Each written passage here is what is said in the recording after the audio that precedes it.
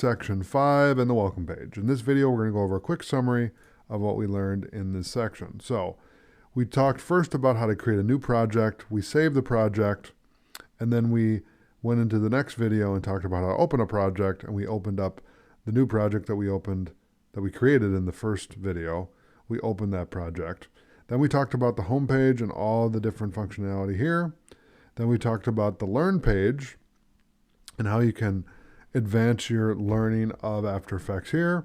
Then we talked about how to create a new team project using Adobe Creative Cloud Storage. And then we talked about how to open a team project using Adobe Creative Cloud Storage and how you can collaborate with folks in different time zones and different continents and different states in the United States, etc. Okay, how to work remotely with After Effects. And then we talked about the search option. We clicked here and we can search for things. Then we talked about what's new in After Effects. So multi-frame rendering, 3D design space, Roto Brush 2, tapered shape strokes, content-aware fill for video, essential properties, and then motion graphic templates. Okay. And then we talked about accounts. So we clicked on this little icon right here, and it took us to adobe.com and gave you access to your Creative Cloud account.